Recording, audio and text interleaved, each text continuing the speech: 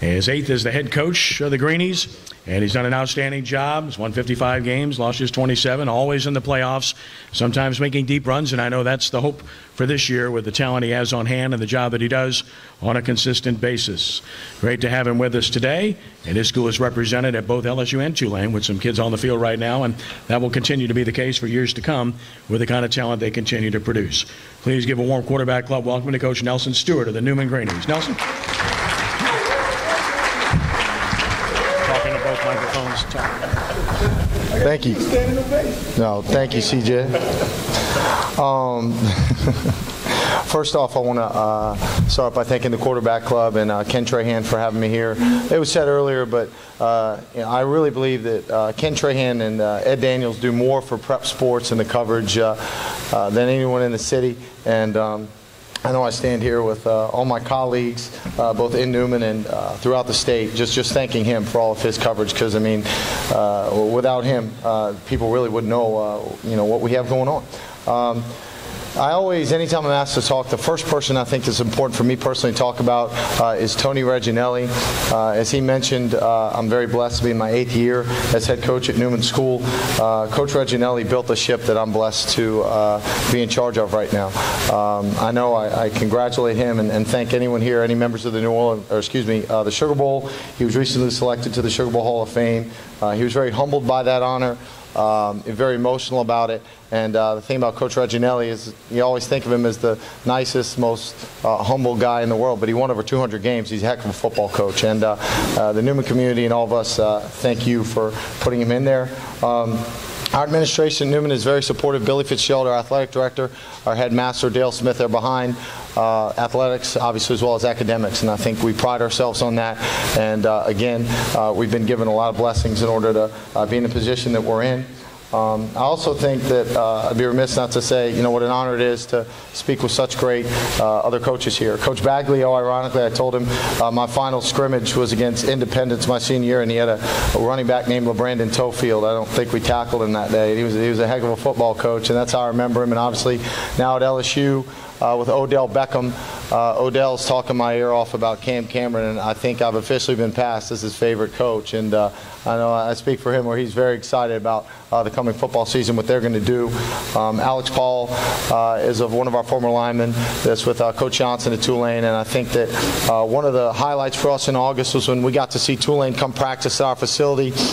And as a former player, as I've told a lot of my former teammates to say, I was impressed, puts it lightly. They're going to win a lot of football games. They're very aggressive, very organized. They have a tremendous staff. And just to see them work day in, day out in the hot sun, if you could see that, they're not just doing a good job, they're doing a great job. They're going to win a lot of football games. And I think both these programs are going to make the state very proud this year.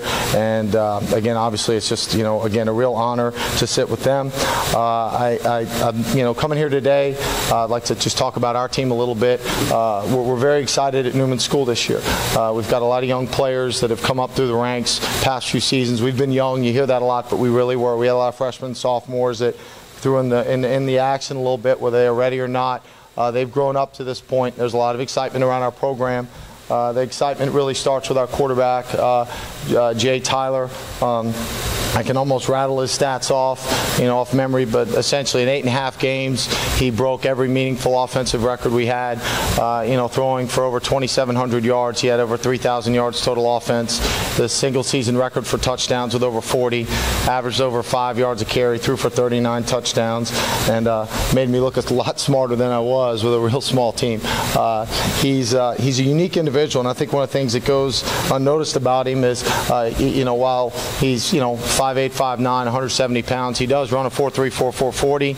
He can throw the ball about 70 yards. But the thing that is most impressive is Jay's a 4.0 student. He takes 4 honors courses. He could just as easily go to LSU, Tulane, or Harvard.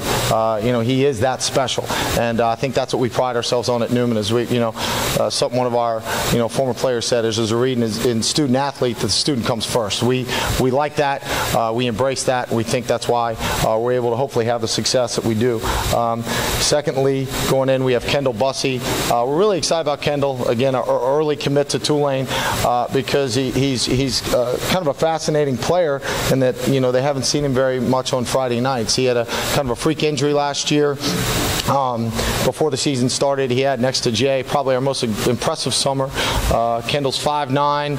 He's 190 pounds in solid pounds, and then he can squat 450 pounds. He can bench 300, 4'3", guy. Again, he's a great student. He's a 3.0 student, very smart, very meticulous, and he's changed everything that we do. We're a totally different offense with him in the backfield, and we are extremely excited about what he brings to us, not just in the running game, but the passing game, and also as a leader. There's a nice article on him the other day, and he's a very humble young man, and again, a team-first guy. Rounding out, we also have another young man, Justin Harrell, who was just offered by Utah. He's 6 foot, he's 180 pounds, but he's a 6'6" high jumper. He really is a great leaper, very smart young man. Again, we talk about that a lot. He's got a tremendous future in front of him. He was our second leading receiver this year, and I think he'll probably catch a few more balls. But it's kind of funny when you talk about Newman, the last thing you think about is linemen, but I think that's what we've been hearing the most about lately, and really where our excitement comes from. Last year on our offensive line and defensive line, we may have had one player over 200 pounds. This year we're blessed. We have a lot more than that. Starting, across the board, I guess most people would think is, Saints defensive coordinator Rob Ryan. Very fortunate. I got a call from Archie, and a few weeks ago I was like, Nels, you may want to just walk up to the front. Somebody, was coming by I'd like you to see, and I walked in, and there he was. He's, and there's Rob Ryan and his son. And again, coming from Dallas, they wanted a great academic and athletic opportunity. And when we went in there and met with him, what a wonderful family, a terrific kid. He's a 6'3", 300-pound sophomore. Newman, we don't have very many guys like that, and he's fit right in. The kids love him. He's doing great, and that's just a start.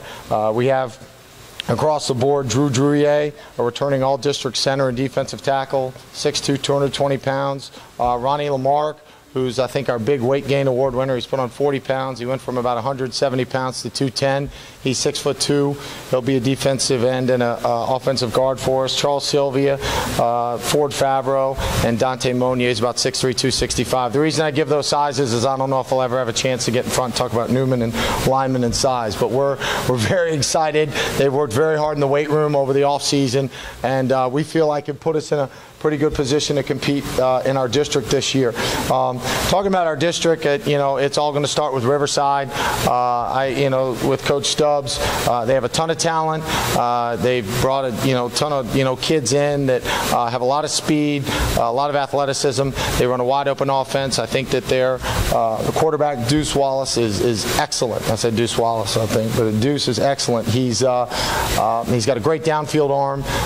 He's got great speed. He showed us a lot as a freshman, and we're going to have our hands full this year, not just with him, but from all their skill players and up front people. South Plaquemine and Cedric Figueroa did a great job last year. Very physical football team, great tradition. I think there's a reason they'll be ranked high. I think they're going to play power football, a little bit different. Some of the formations they do, a little different from all the spread concepts you see, but I came away very impressed and continue to be impressed. St. James is rebuilding. That's probably a program when I was younger that I respected the most, and I have no doubt with their new coaching staff, they are rebuilding in a hurry. We think they're going to be a force right away, with their tremendous new coach and defensive coordinator, really. I think we're going to have our hands full, and I guess the game everybody talked about last year was Carver when we won 72-68. I don't know whether to be proud or embarrassed of that score, but it was probably the longest game of my life. How did it happen? I don't know. We just kept scoring, and nobody stopped anybody. If we'd have lost, I'd be real depressed, but we won, and so I'm not. But I really credited our kids. They had 3 Division I players and probably a fair amount more talent than we did, but our kids played hard. We got 3 onside kicks, which just doesn't happen. It did for us that night, so I guess I don't know what you want to call that, but Byron Addison and those guys do an excellent job. Got to throw with them this summer, and they are going to be no slouch. They're going to be a great football team. Rounded out with Perry McCartney and Cohen, who feel very confident that their numbers are up, and we also have Sophie B. Wright and Fisher joining our district. It'll be nice to have those guys. Haven't played them before, don't know a ton about it. for us, our focus is one step at a time. We're not used to, all the preseason hype, accolades per se. We're just focused on winning our first game. We've had a tough time the past few years with McMain, perennial, quarterfinalist in AAA. Kevin Roussel does a great job. A lot of athletes, a lot of size this year. I've had a chance to see them. I think it's going to be a great football game. It'll really be a gauge for us to measure where we are at this time. I think that'll tell us a lot about ourselves, and we'll see what happens. I'm not, in terms of our goals, we can aim as high as we want, but we're going to focus on the task at hand, and that's the first one, and that's all we care about. And we're just going to work week in and week out to see what we can accomplish. But I can tell you, I do feel confident in the football team we're going to put out this year, and I know our players are absolutely ecstatic about what's in front of them in terms of the opportunities and what we're going to do. Again, I know that you guys probably want to talk to Coach Johnson a lot more than me. He's got a lot more, but again, it really is an honor to be here and represent Newman. And if anybody has any questions. Yes, sir.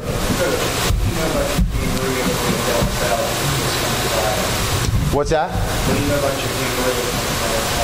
That's a great question. They're very athletic. We just got some film on them. They run a real attack style defense. Actually, no Roland Skinner very well, their defensive coordinator. He does an excellent job. Great up front people. Just really came away impressed with their defense, the way they played. We got to throw with them this summer. Actually, have a very good quarterback. I think he's athletic, throws the ball well, and we think it's going to be a good test. That's definitely a program on the rise, a job that Coach Manali's doing. We feel that, again, we have to test ourselves early. We think that highly of De La Salle, and we think we're going to have our hands full. They're a great football team. Anything else? What do you think about the playoff format this year?